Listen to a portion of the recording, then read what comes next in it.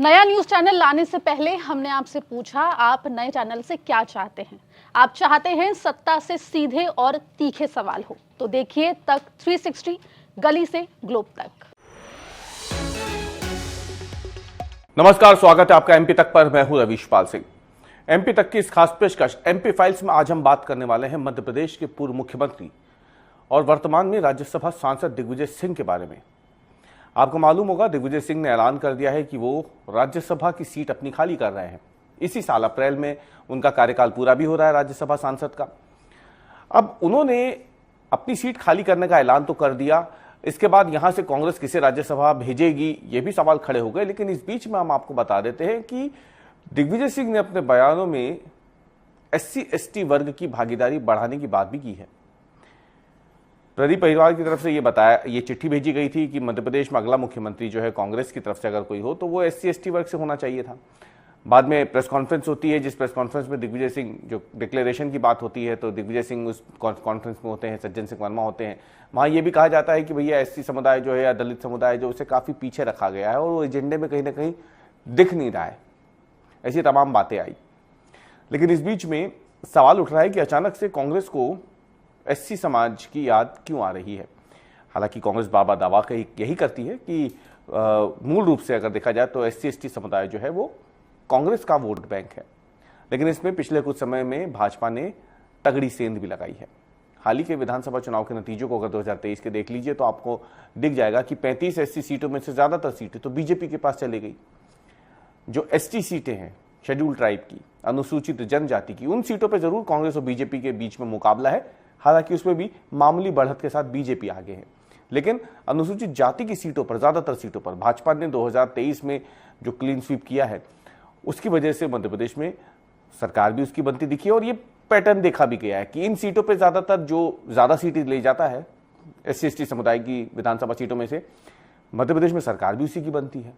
अब राज्यसभा सीट खाली हो रही है दिग्विजय सिंह की, तो उनके बाद कौन होना चाहिए? तो इसमें एससी समुदाय से टिकट मिलता है नहीं, राज्यसभा जाने का मौका मिलता है नहीं मध्य प्रदेश से, ये एक बड़ी बात है। कौन कौन से बड़े चेहरे हैं जिनका नाम फिलहाल ऐसा चल रहा है जो एससी समुदाय से आते हैं, अनुसूचित जाति समुदाय से आते हैं, लेकिन क्यों उनके नामों पर विचार होने के बावजूद उनके राज्यसभा में जाने की संभावना कम है?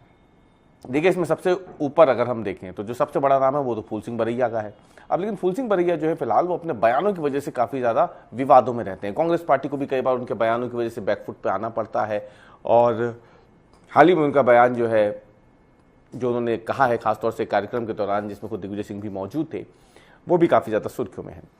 तो फूल सिंह बरैया का जिस तरीके से अब तक, क्योंकि वो बसपा से कांग्रेस में आए, फिलहाल विधायक हैं, लेकिन जिस तरीके से उनका एक ट्रैक रिकॉर्ड रहा है, राज्यसभा जैसे मंच पर कांग्रेस उन्हें भेजेगी इस बात की संभावना कम है। तो एक नाम वैसे ही कम हो गया। दूसरा नाम लीजिए आप, दूसरा नाम आता है कांग्रेस के ही एनपी प्रजापति का। चुनाव हार चुके हैं, मध्य प्रदेश विधानसभा के अध्यक्ष रह चुके हैं, बड़ा नाम है कांग्रेस का, और उनका नाम भी इस लिस्ट में है कि राज्यसभा उन्हें भी भेजा जाए। लेकिन समस्या क्या है? एनपी प्रजापति के सामने समस्या यह है कि उनके ऊपर एक ठप्पा लग गया है। जब मध्य प्रदेश में विधानसभा की स्थिति गड़बड़ हो रही थी, सिंधिया समर्थक भाजपा में जा रहे थे और उस दौरान सरकार को बहुमत साबित करना था, कमलनाथ सरकार को, तो एनपी प्रजापति की भूमिका बड़ी मजबूत होनी चाहिए थी। लेकिन अध्यक्ष रहने के बावजूद आरोप ये लगते हैं कि उन्होंने बेहद लचीला रवैया अपनाया अध्यक्ष होने के बावजूद, और जो सख्ती के साथ कार्रवाई करनी चाहिए थी ऐसे विधायकों पर जो कांग्रेस पार्टी छोड़ के इस्तीफा दे के जा रहे थे, उनका इस्तीफा तुरंत स्वीकार करती है। स्थिति ऐसी बन जानी चाहिए थी कांग्रेस की मध्य प्रदेश में कि जब फ्लोर टेस्ट के लिए भाजपा के विधायक आते तो वो नंबर्स पूरे नहीं हो पाते। बाद में स्थिति जो है वो चुनाव की ही बनती, विधानसभा चुनाव की, कांग्रेस उसमें बदला ले लेती, ऐसा कांग्रेस मान के चल रही थी। लेकिन एनपी प्रजापति विधानसभा अध्यक्ष रहते हुए कुछ ऐसा खास नहीं कर पाए। हालांकि बात भी यही गया कि उन्होंने जो भी कुछ किया, कांग्रेस आलाकमान से जो निर्देश मिलते रहे वो उसी आधार पर आगे काम करते रहे। लेकिन कुल मिला के सरकार तो तब बची नहीं। ठीकरा मुख्यमंत्री के साथ साथ तत्कालीन विधानसभा अध्यक्ष पर भी गिरा। अब इसके बाद क्या स्थिति बनती है? एनपी प्रजापति का नाम भी हो गया, कट गया, फूल सिंह बरैया को आप भूल जाइए। बचे कांग्रेस के एक बड़े कद्दावर चेहरे सज्जन सिंह वर्मा। सज्जन सिंह वर्मा राज्यसभा खुद नहीं जाना चाहते हैं। अंदर की बात यह है, मध्य प्रदेश सरकार में वो मंत्री रह चुके हैं, कांग्रेस का एक बड़ा चेहरा है, इंदौर की देवास की राजनीति का कांग्रेस की एक बड़ा चेहरा है वो। और अगर मध्य प्रदेश में कांग्रेस की सरकार आती है तो सज्जन सिंह वर्मा एक बड़ा चेहरा बन सकते हैं, एक मजबूत चेहरा कांग्रेस की तरफ से बन सकते हैं, मंत्री पद के भी। और अगर उससे ऊपर भी कांग्रेस अगर एससी समुदाय से अपना मुख्यमंत्री बनाती है तो उसमें भी सज्जन सिंह वर्मा अव्वल रेस में आगे हैं कब से, अगर देखा जाए तो कांग्रेस के भीतर।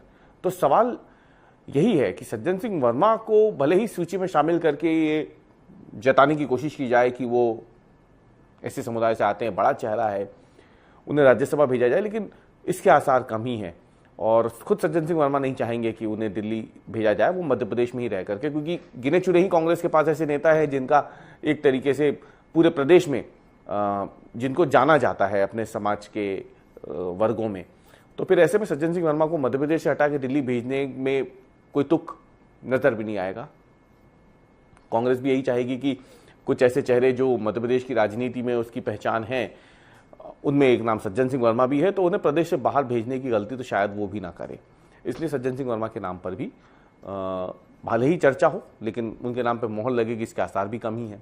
हम सिर्फ एससी समुदाय से आने वाले लोगों की बात कर रहे हैं। ऐसे तो कांग्रेस में लंबी चौड़ी सूची, अरुण यादव हैं, कमलेश्वर पटेल हैं, कमलनाथ हैं, जीतू पटवारी हैं, कई सारे बड़े बड़े नाम हैं जो अगर जिम्मेदारी मिलेगी तो राज्यसभा सांसद बन सकते हैं। लेकिन हम एससी समुदाय की बात कर रहे हैं क्योंकि पिछले कुछ दिनों से इन्हीं के नामों को लेकर के काफ़ी ज़्यादा चर्चा हो रही है, इस समुदाय को लेकर, इस वर्ग को लेकर काफ़ी ज़्यादा चर्चा हो रही है, इसलिए हमने बात की। लेकिन क्यों आखिर एससी समुदाय पे इतना अचानक से प्यार आ रहा है दोनों राजनीतिक दलों को? तो उसके पीछे की सोच बिल्कुल साफ है। 35 सीटें आती है एससी समुदाय की मध्य प्रदेश में, और हम अगर 2013 के चुनाव की बात करें, 2018 के चुनाव की बात करें या 2023 के चुनावों की बात करें, ये पैटर्न साफ तौर पर दिखा है कि जिसने इन सीटों पे 35 में से ज्यादातर सीटें जिस पार्टी ने जीती, सरकार उसकी बनी। देखिए 2013 में क्या होता है, 2013 में 35 में से 28 सीटें भाजपा ले गई थी। 28 सीटें 35 में से। कांग्रेस को कितनी मिली थी सोचिए आप? 35 में से कांग्रेस के हाथ में सिर्फ 7 सीटें आई थी। सरकार भाजपा की बनी थी 2013 में, बड़े बहुमत के साथ बनी थी। लेकिन 5 साल बाद 2018 में पूरा पासा पलट गया। 35 में से भाजपा 18 सीटें जीतती है, बाकी सभी सीटें कांग्रेस ले जाती है। हालांकि कांग्रेस भी बहुमत से दूर रहती है, लेकिन निर्दलीय विधायकों के साथ मिलकर वो अपनी सरकार बना लेती है। 2023 के विधानसभा चुनाव में 35 में से ज्यादातर सीटें भाजपा ले गई, कुछ एक सीटें ही कांग्रेस को मिल पाई। नतीजा आपके सामने है, सरकार भारतीय जनता पार्टी की बन गई। तो मध्य प्रदेश में ये जो वर्ग है, एससी एसटी वर्ग, ओबीसी वर्ग, जाहिर सी बात है इनके ऊपर ही पूरी राजनीति इनके इर्द गिर्द घूमती है मध्य प्रदेश की। और इसीलिए फिलहाल एससी वर्ग को लेकर के ये पूरा ताना बाना बुना जा रहा है। कोशिश यही है कि राज्यसभा से एससी समुदाय से किसी शख्स को भेज करके दिल्ली कांग्रेस अपनी खोई हुई जमीन को मध्य प्रदेश में वापस पाना चाहती है।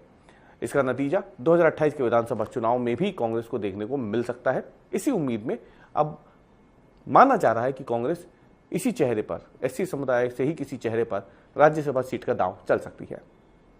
हमारी आज की पेशकश में इतना ही। कल हम फिर हाजिर होंगे एक नए मुद्दे के साथ। आप देखते रहिए एमपी तक।